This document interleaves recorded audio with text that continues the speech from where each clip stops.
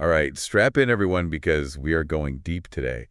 Dialetheism, we can sit over some notes and articles on this, and I got to say, this one has me doing a double take. Yeah. We're talking about the possibility Yeah. that a statement and its opposite could both be true Yeah, it really does at the same time. challenge how we normally think about truth and logic. Right. In Western philosophy, the law of non-contradiction has been a bedrock principle for centuries. Yeah. The idea that something can't be both A and not A at the same time. But dialetheism asks, what if there are exceptions to this rule? Okay, I have to admit that sounds a little chaotic to me. Sure. Doesn't that just throw the whole system of logic out the window? Not necessarily. Dialetheism isn't about saying that every contradiction is true. That would be what's called trivialism. Right. And as you can imagine, that wouldn't get us very far. Yeah. It's a much more nuanced position. Dialetheism argues that there are specific instances called dialetheas, Correct. where a statement and its negation can both be true. So dialetheas are these special cases where contradictions are actually true. Exactly. Give me an example. What would a dialethea even look like? One of the most famous examples comes from the liar paradox. This statement is false. Now think about it. Okay. If that statement is true, then it must be false, and if it's false, Right. then it must be true. It creates this inescapable loop. Dialetheists argue that instead of trying to wiggle out of this paradox, Yeah. the best solution is to simply accept that the statement is both true and false. Okay, but how do we prevent that from spiraling into accepting all contradictions as true? Right. That's where I start to get a little nervous. That's where paraconsistent logic comes in. Think of it like this: classical logic operates on the principle of explosion, where a single contradiction can lead to accepting anything as true. Oh, okay. Paraconsistent logic, however, rejects that principle. It allows for true contradictions to exist within a system without the whole thing collapsing. So paraconsistent logic acts as a sort of safety net, preventing dialetheism from leading to complete logical anarchy.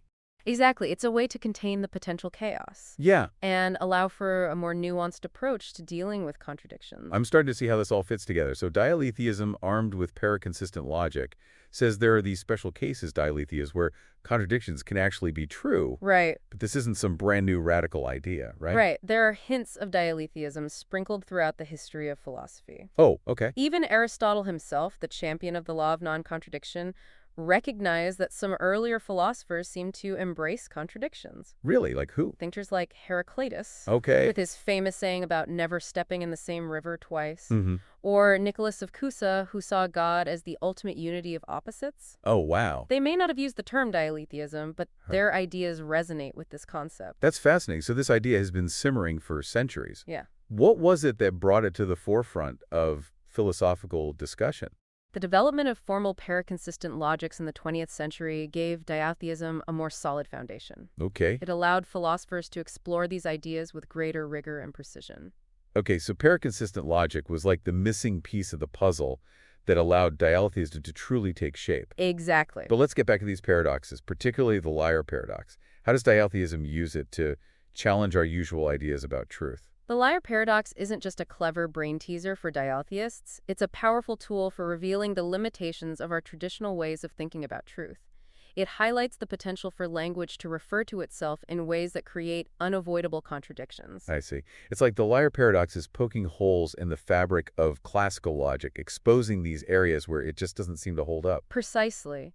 And dialetheists argue that their approach provides a more elegant and parsimonious solution than constantly trying to patch those holes. Instead of twisting ourselves in knots trying to avoid the contradiction, Right. they suggest we embrace it. Right, that's pretty daring. But I imagine there are plenty of philosophers out there who aren't too keen on accepting true contradictions.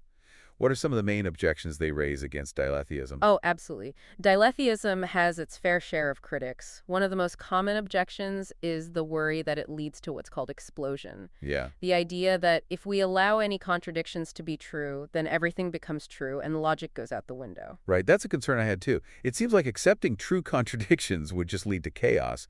How do dialetheists respond to that? They argue that the principle of explosion only applies if we're using classical logic. Right, But remember, dialetheism relies on paraconsistent logic, yeah. which specifically rejects that principle. Paraconsistent logic allows us to accept some contradictions without having to accept all of them. So it's like paraconsistent logic creates a kind of firewall, preventing the spread of contradictions from those specific dialetheas to the rest of our knowledge. That's a great way to put it. Yeah. It allows dialetheists to maintain a nuanced position Right. acknowledging that some contradictions can be true without descending into logical absurdity. Okay, that addresses the explosion problem.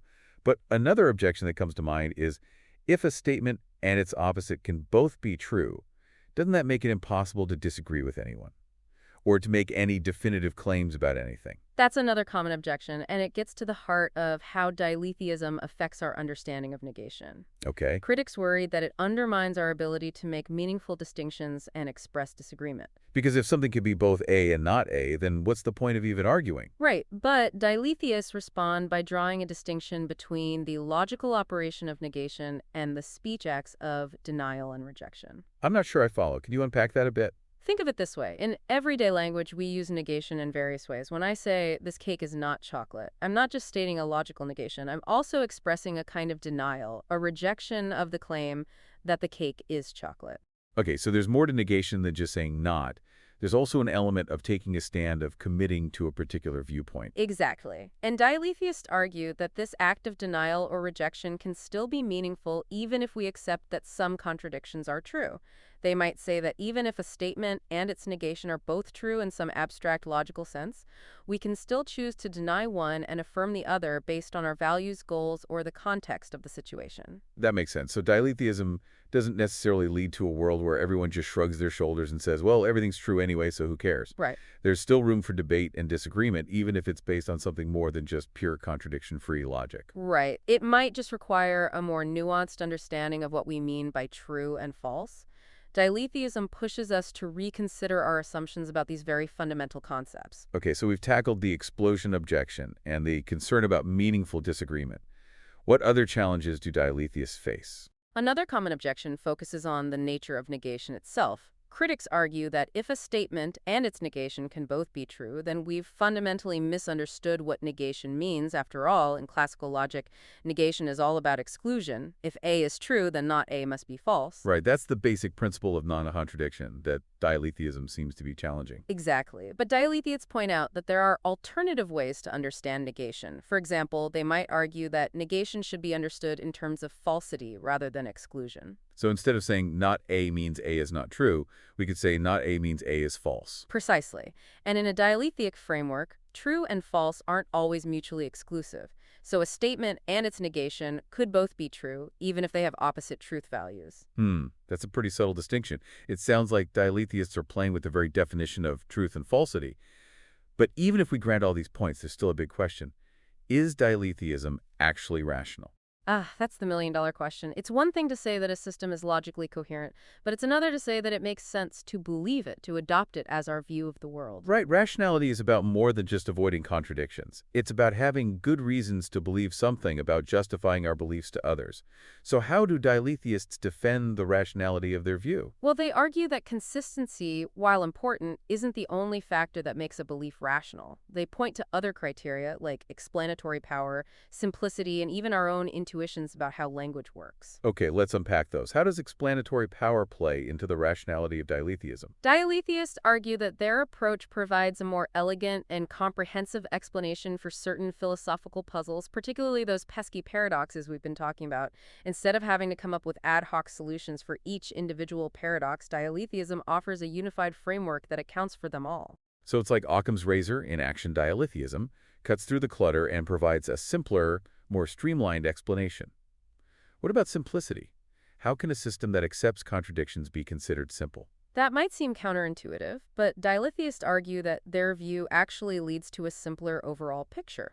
By embracing contradictions as a fundamental aspect of reality, they avoid the complexities and contortions that traditional theories have to resort to in order to maintain absolute consistency. I see. It's like they're saying, instead of building this elaborate, perfectly consistent structure, let's just accept that the world is a little messy, that there are going to be some contradictions, and work with that. Exactly. And lastly, they appeal to intuition. They argue that our everyday experience with language actually supports the idea of true contradictions. Wait, really? My intuition tells me that contradictions are always false. That's a very natural intuition, and it's one that's deeply ingrained in our thinking. But dialetheists argue that this intuition might be based on a limited understanding of how truth and falsity work. So are you saying that our intuitions about truth might be wrong? Not necessarily wrong, but perhaps incomplete. They point out that even seemingly simple statements, like "I am here now," can be seen as containing a kind of contradiction. Okay, I'm intrigued. How is I am here now contradictory? It seems pretty straightforward to me. Well, consider the fact that, in a sense, you're never really here now. You're always in the process of becoming, always moving through time. The you that exists now is different from the you that existed a moment ago, and it will be different from the you that will exist a moment from now. Whoa, that's a mind-bending thought. So you're saying there's a sense in which I'm both here and not here at the same time. Exactly. And diletheists argue that this kind of inherent ambiguity and fluidity is actually quite common in natural language. So it's not that our intuitions about truth are completely off base. It's just that we need to refine them to account for the inherent complexities and nuances of language and reality. Precisely. And diletheists argue that once we do this, the idea of true contradictions doesn't seem so strange or irrational after all. Okay, I'm starting to see how diletheists can defend the rationality of their view, even if it clashes with some of our deeply held intuitions. But I'm curious, what are some of the implications of dialetheism? If we accept that some contradictions are true, how does that change our understanding of the world? That's a great question, and one that diletheists are still exploring, but one of the most significant implications is that it challenges our assumptions about the nature of reality itself. So we're not just talking about logic puzzles anymore. Right. We're talking about the very fabric of existence. Exactly. If we accept that some contradictions can be true, then it suggests that reality itself might be inherently contradictory. Whoa, hold on. That's a pretty radical idea. Are you saying that the universe doesn't play by the rules of logic? It might be more accurate to say that the universe plays by a different set of rules than we've traditionally assumed. Dialetheism opens up the possibility that reality is more complex and paradoxical than classical logic allows for. So maybe instead of trying to force the world into neat logical categories, we need to embrace the messiness a little bit. That's a great way to put it.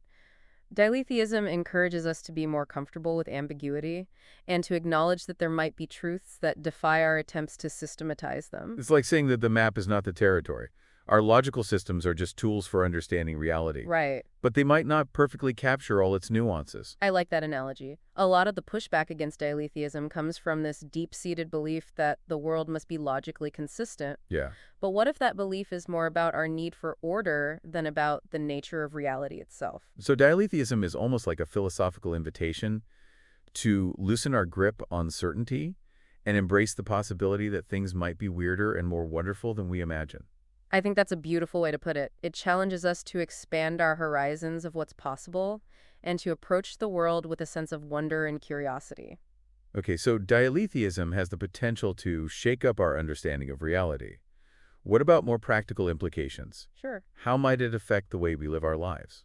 Well, for one thing, it might encourage us to be more tolerant of different perspectives. Because if we acknowledge that seemingly contradictory viewpoints can both contain some truth, Exactly. then we're less likely to fall into the trap of thinking that anyone who disagrees with us is simply wrong. Exactly. Dialetheism suggests that there might be multiple valid ways of understanding a situation, even if those understandings appear to clash. So it could foster more constructive dialogue and collaboration, Right. even in situations where there's strong disagreement. Right. Instead of trying to prove the other side wrong, we might be more inclined to listen to their perspective and look for common ground.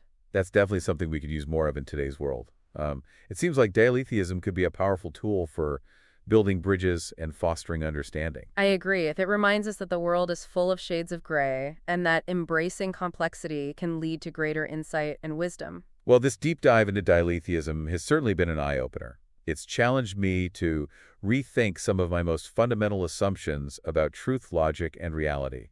Yeah, it's a journey that takes us to the very limits of what we think we know and forces us to confront the possibility that there might be more to the universe than meets the eye. And for all you learners out there, I think this deep dive has given us plenty to ponder. Dialetheism might seem abstract, but it has the potential to change the way we see the world and interact with each other. It's a reminder that the pursuit of truth is an ongoing adventure, one that requires us to be open to new ideas and to question even our most cherished beliefs. Absolutely. Keep those minds open and keep exploring. Until next time, keep on learning and keep on diving deep.